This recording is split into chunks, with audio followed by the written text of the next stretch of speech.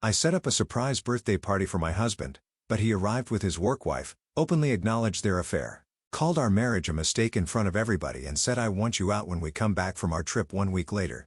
He became furious upon seeing his things packed on the porch, and threatened to take me to court, but I tell him this and oh boy, my husband has always expressed to me how meaningful turning 40 would be for him.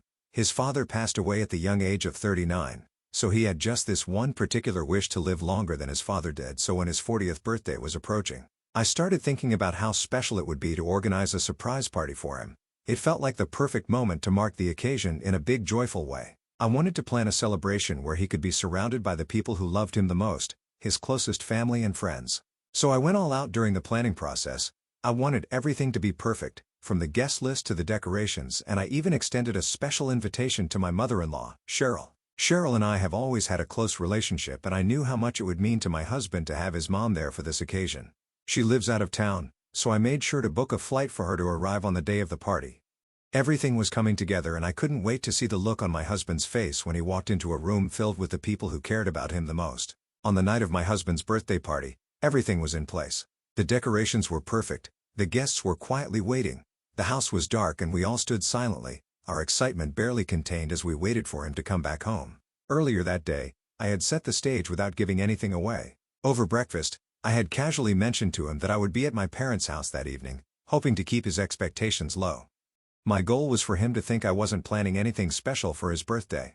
I imagined how amazed he would be when he walked through the door and discovered the actual surprise waiting for him. When I heard my husband's car pull into the driveway, my heart started racing. I was practically tingling with anticipation. We all stayed perfectly still listening to the sounds of him outside, his footsteps, the faint jingle of his keys as he fumbled to unlock the door. I giggled to myself, picturing him trying key after key in the dark, probably muttering to himself in frustration. Then finally the door swung open and we all jumped up at once shouting surprise, "Happy birthday," as the lights flickered on. But instead of the joyful expression I had been eagerly awaiting, there standing in the doorway was my husband, Jackson. His tie loosened, arms wrapped around his coworker, April, in the middle of a kiss. Everyone around us fell silent and the room, which had been so full of happiness just seconds before, was now thick with shock and disbelief. People gasped in horror, staring at Jackson and April. My mind struggled to process what I was seeing. For some context, my husband and April are co-workers. They have been working together for quite a while. She's younger than both of us and is one of his subordinates at work. Over the years, I've seen her at the annual office Christmas parties when Jackson would bring me along. I've observed how she interacts with people, especially with him. At times, she'd come off a bit flirtatious and would even call herself his work wife jokingly, but I had never taken it seriously. I would brush it off mostly because she seemed to behave that way with almost all the older men at the office. I thought this was just part of her personality and never really let her behavior bother me because I trusted my husband and didn't see her as a serious threat. But now, standing in the doorway seeing Jackson kissing her, it was humiliating in a way I had never imagined. I felt a rush of emotions. When my husband realized that we were all there and staring at him, he finally stopped. His eyes were unfocused and he seemed drunk, stumbling a bit. He looked around at the people gathered for his surprise party and simply said, "Oops," before bursting into laughter again. Meanwhile, April stood beside him, awkwardly fixing her shirt, her lipstick almost wiped clean because of their kiss. The room was silent and all I could feel was the crushing weight of the embarrassment and hurt with all eyes on me, waiting for how I'd respond. Cheryl, my mother-in-law, was the first to break the silence. She stood up and demanded loudly, "Jackson, what the hell are you doing?" Jackson's eyes widened as he did not expect to see his mother here and slowly turned his head towards her. He tried to explain in his dazed state, "I didn't expect everyone to be here." He trailed off and looked a little embarrassed now. My heart raced as I confronted him directly, asking why he was with April at our house kissing her when I had organized this surprise party to celebrate his birthday. I had to know the answer even though I was terrified of what he might say next. Jackson sighed and just shook his head. He glanced around the room before clearing his throat. In a casual tone, as if making a work announcement, he said he had planned to break the news another day. Then, with a sneer, he added that since the surprise party had exposed him and April, he might as well reveal the truth now. "April and I are together. We've been dating for a few months now," and he paused, glancing at her as if for confirmation before looking back at me. "And I'm falling in love with her." I stood there utterly stunned. What was my husband even talking about? My hands were trembling, my heart pounding in my chest as the weight of his words settled in the air. He didn't just stop though as he continued saying how he had tried to hold off his feelings for April for months, but this year, He had realized that he needed to finally start living life on his own terms. I couldn't believe what I was hearing. The words felt surreal, like they were coming from someone else, not the man I had spent years building a life with. He then went on this rant, talking about how his father had died young, never getting the chance to fulfill his dreams. "I don't want to end up like him," he said, his tone almost defiant. "I need to do what makes me happy before it's too late for me." My mouth hung open in disbelief, and I could feel the tears starting to well up in my eyes. It was like he was casting me aside as if our history didn't even matter. In the heat of the moment, something inside me snapped. I felt furious and betrayed. I grabbed the birthday cake, the same cake I had spent time and care picking out for him, and without thinking, I hurled it at his face. The cake smashed all over his clothes. At first, everyone just gasped in shock, but then some began laughing at his face.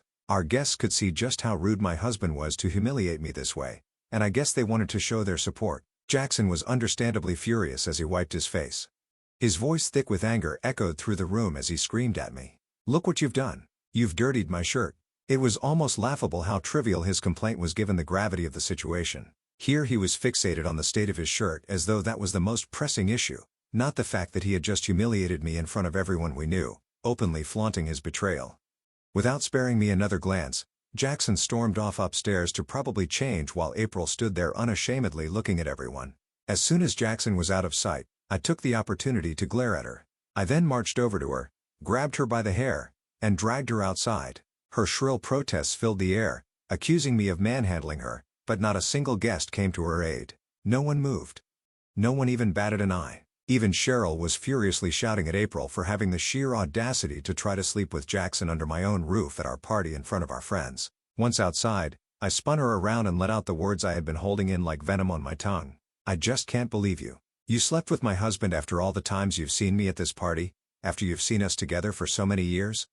The disbelief, the hurt, it all came pouring out, but April wasn't fazed. She wasn't even ashamed. She just scoffed, her lips curling into a smug, defiant smirk as if I were the one in the wrong. With disdain in her voice, she declared that Jackson wanted her and that I had no right to stand between them, adding that he was going to leave me one day anyway. Her words felt like knives slicing through as she continued by saying that instead of placing blame on her, maybe I should reflect on why I had failed as a wife, suggesting that my inability to keep him satisfied was the reason he had turned to her. Every word she said pushed me closer to the edge. My mind could barely process the nerve of this woman. She taunted me further. "He taught me how you don't understand him the way I do. You don't make him smile the way I do. That's why he's leaving you. He deserves someone better than you." Hearing those words, something in me snapped. I didn't even think. My vision blurred and the next thing I knew, my hand flew through the air and connected with her face in the resounding slap. It was one thing for Jackson to say those hurtful things to me, but it was an entirely different kind of betrayal for this woman, April, to throw them back in my face. She started to cry, clutching her face where I had slapped her, her cheek now an angry shade of red burning from the impact. Through her tears, she screamed a stream of profanities at me, her voice shrill and shaking with anger. Before I could even respond, Cheryl stepped in, her voice loud and unyielding as she confronted April. "If you don't leave this property right now, you'll be getting a slap from me too."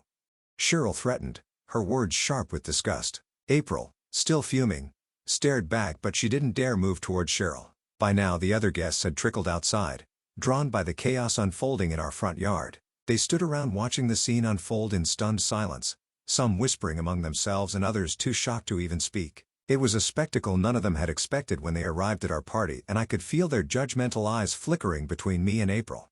And then, as if on cue, Jackson reappeared. He walked out with a freshly changed shirt, looking disturbingly composed given everything that had just happened. A bag was slung over his shoulder and it took me a moment to process that he had packed a few of his things. When he saw April clutching her cheek, tears streaming down her face, he rushed to her side, putting his arm around her protectively as if she were the victim in all of this. "What the hell is wrong with you?" he yelled at me, his voice full of anger and disappointment. He looked at me like I was the one who had crossed the line, as if I was the one who had done something unforgivable. In his eyes, I was the villain at this moment for slapping the woman who had slept with him. Then he spat out words that broke me all over again. "I can't deal with this any longer. I'm done," he shouted. "I want you out of the house when I come back from our trip. I hope to never see your face again." A trip. He was leaving me, breaking our marriage apart and already planning a weekend getaway with her. I stood there frozen in disbelief and pain watching as he took April to his car and then both of them drove away without a second thought. I felt a deep aching emptiness as I watched the taillights of his car disappear down the street. My heart felt like it had been ripped out of my chest. Cheryl looked as devastated as I felt. Everyone had just witnessed the end of my marriage in real time, and I felt so embarrassed. Cheryl, bless her, stepped up and took control of the situation immediately.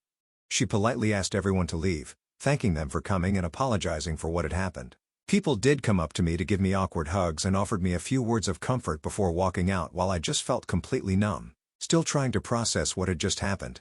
After everyone had left, Cheryl guided me to sit down. She handed me a glass of water, and even though my hands were trembling, I barely noticed. Once I knew it was her and me, I started to cry big, uncontrollable sobs. I had held it in for too long. I didn't want to cry in front of everyone, but now that I was alone with her, it all came out. The shock, the humiliation, the sheer disbelief of what had just happened. My husband had destroyed our marriage at his own surprise birthday party in front of his friends and family, all while kissing his coworker, and then he had the audacity to even kick me out. Through my tears, I confided in Cheryl that I was completely lost. I had no idea what to do, where to go, or how to rebuild my life. I had invested so many years into this marriage, caring for my husband through his illnesses, cooking, cleaning, and even giving up my career because he always wanted a stay-at-home wife. And now, he had ripped the rug out from under me and was leaving me with nothing. I was lost physically and emotionally. I couldn't imagine packing up my life and leaving the home we had shared for years. Hearing this, Cheryl shook her head firmly and then reminded me of something that I had apparently forgotten. You see, the house Jackson and I had lived in wasn't truly ours. It belonged to Cheryl's late husband, a home filled with memories that she had cherished. After his passing, she graciously allowed Jackson and me to live here so that we could start a family and build our life together. At the time, it felt like a gift, a fresh start for us in a place filled with love and support. But now, everything about that life had shattered, and the weight of what Jackson had done was more than just a betrayal. It was a violation of the very trust Cheryl had placed in us. After what my son did to you, I'm embarrassed to have raised such a monster, she told me. Her voice was thick with sorrow, the kind only a mother could feel when she realized her own child has become someone she barely recognizes. She wrapped her arms around me in a hug that felt like both comfort and a promise. She then looked me straight in the eyes and said, "This is my house, and I decide who lives here, and I'm choosing you." Her words were a lifeline, offering me a sense of control in a situation that felt wildly out of my hands. She continued to say how she wasn't going to let Jackson and April get away with what they had done. She wanted to teach Jackson a lesson to show him that his actions had real painful consequences. She continued with a firm voice stating that he needed to be reminded that destroying a marriage and walking away would not happen without paying the price then. She added something that made me smile even in the midst of all the chaos. "There's no way I'm letting April's scrawny move in here with my son. She's not ruining my family home." Cheryl's protectiveness over me was something I hadn't expected since I thought she would eventually support her son, but here she was instead looking out for me. Jackson might have thought he could walk out of our marriage and into another woman's arms, but Cheryl and I were about to show him that life wouldn't be that easy. I admit hearing Cheryl's words had given me a sense of relief, and it was like a weight had been lifted knowing I wasn't going to be cast out of the house I'd called home. Cheryl's backing gave me the strength I needed to take control of the situation. So long story short, over the weekend, I signed a proper rental agreement with her. Making everything official, I wanted evidence, something concrete that would prevent Jackson from ever kicking me out. With the agreement in place, I knew I had solid ground to stand on. That same weekend, I methodically packed all of Jackson's things. It was oddly therapeutic, boxing up the remnants of the life we had shared. I piled them neatly on the porch outside where he could easily collect them when he returned from his trip. It wasn't until a week later that I finally noticed his car pull into the driveway, and by that time, I had already made all the preparations. I'd installed security cameras outside the house because I knew what was coming. I needed the cameras for my own protection just in case things went sideways. I had also changed the logs. There was no way I was letting him barge in here and disrupt my life again. Sure enough, when he tried his key in the door, nothing happened. He fumbled with the lock for a moment before realizing he was locked out. His face twisted in frustration, and soon enough he started banging on the door, his fists thudding against the wood like a relentless drum. "Open the door," he yelled, his voice thick with frustration. I watched him through the camera, feeling oddly calm. I wasn't about to let him back in, not after everything that had happened, so instead of opening the door, I spoke to him through the intercom, my voice as casual as I could make it. "What are you doing here, Jackson?" I asked, sounding almost bored. His response was instant and furious. He began yelling, accusing me of overstaying and that he had given me plenty of time already to pack my things and leave, insisting that I should have gone by now. His voice was laced with contempt as he ranted about how tired he was of me, How he couldn't stand my so-called neediness and desperation anymore by continuing to stay here when he had clearly ended our marriage in front of everyone. He didn't want to deal with me, he said. He just wanted the divorce and for me to disappear from his life.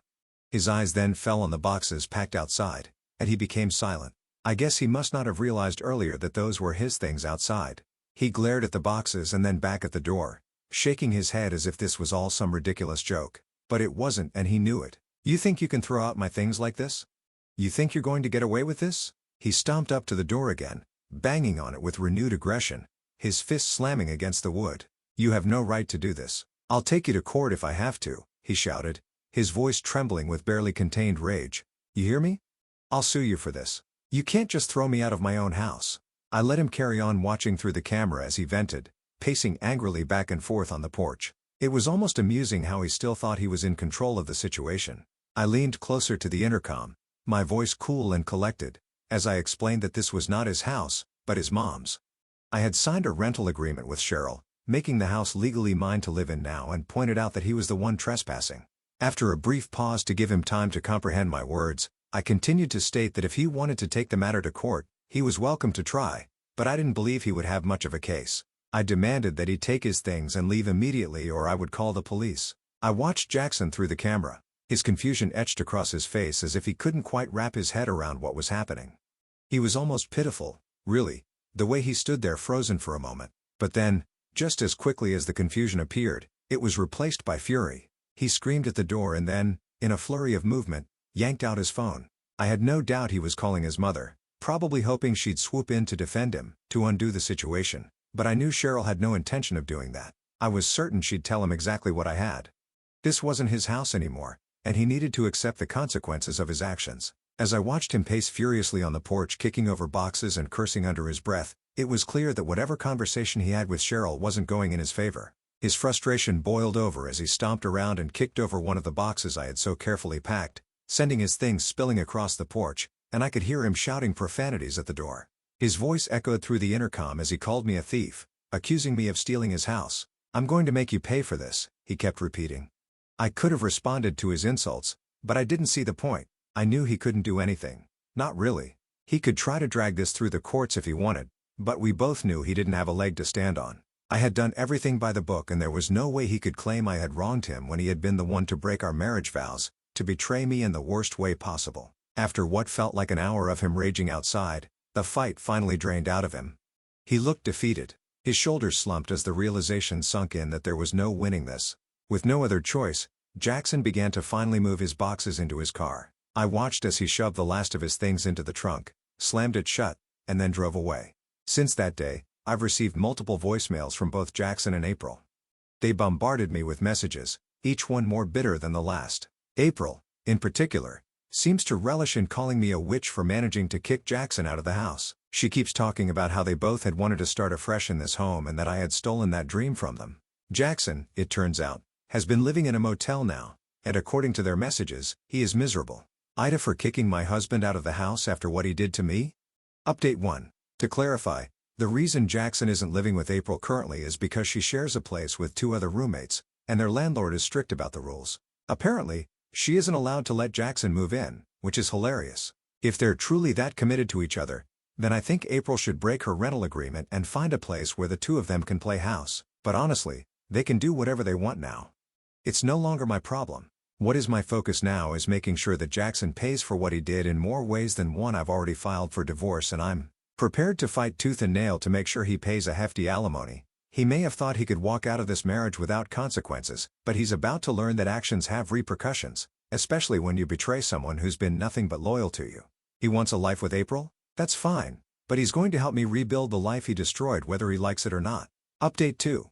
It's been 2 months since my last update. I took all your suggestions into account and finally sent an email to Jackson's company about his ongoing affair with April. I knew that airing our dirty laundry wouldn't change the betrayal he had inflicted on me, but I felt it was necessary for the sake of his other subordinates. In my email, I detailed everything Jackson had confessed to me about their affair, laying bare the fact that it had been going on for months.